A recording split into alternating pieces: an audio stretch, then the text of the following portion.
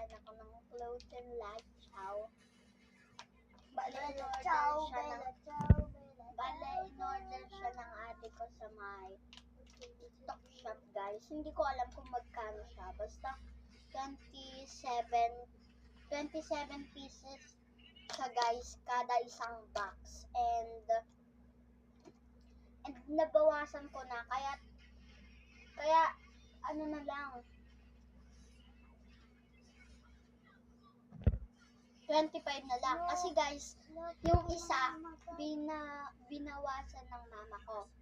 And yung isa, ito. Kaya, 25 na lang, guys.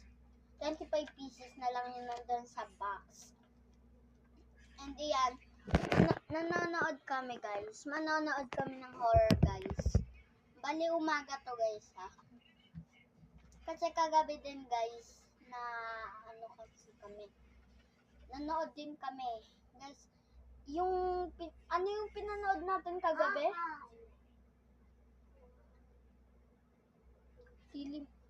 Dilim, guys. Ang ganda dun ni sino ba yun, yung babae?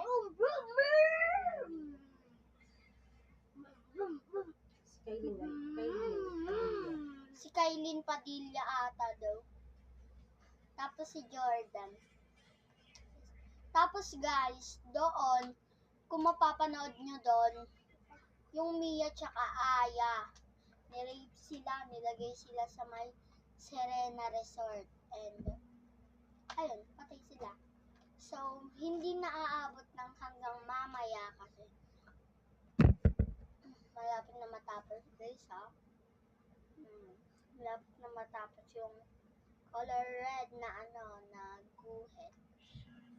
Malapit na matapos, guys. So, kung gusto nyo bumili ng lachaw, i-upload ko to sa TikTok and tignan nyo na lang sa yellow basket ko. Ilalagay ko dyan. And sana mag-enjoy kayo sa inano ko na ni-review sa inyo na sabi ni Father Jason na lachaw. So, sa mga nakakaalam ng lachaw na to, huwag na kayong pumunta pa sa yellow basket ko. Bye-bye! Like and subscribe for part 2. Bye-bye!